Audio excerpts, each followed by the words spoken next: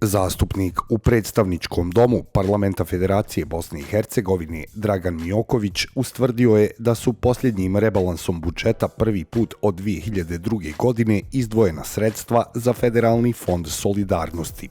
Prvi put od 2002. godine rebalansom će biti doznačena 10 miliona, nisu beznačajna sredstva. Istu tvrdnju iznio je i federalni ministar razvoja poduzetništva i obrta Vojin Mijatović prilikom predstavljanja rebalansa budžeta Federacije Bosne i Hercegovine za 2023. godinu.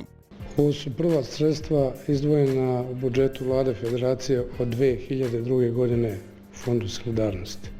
Suprotno ovim tvrdnjama, Vlada Federacije Bosne i Hercegovine od njegovog osnivanja jeste planirala i uplaćivala sredstva Fondu solidarnosti. U budžetu za 2022. godinu za fond je izdvojeno 28,5 miliona konvertibilnih maraka, dok je utvrđenim rebalansom budžeta za 2023. godinu ovo izdvajanje povećano na 43,5 miliona konvertibilnih maraka.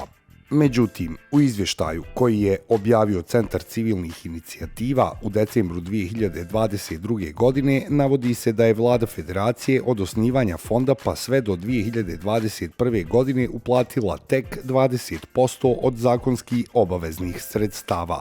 Ipak, iako nedovoljna, određena sredstva su od 2002. godine do danas uplaćivana u Fond solidarnosti.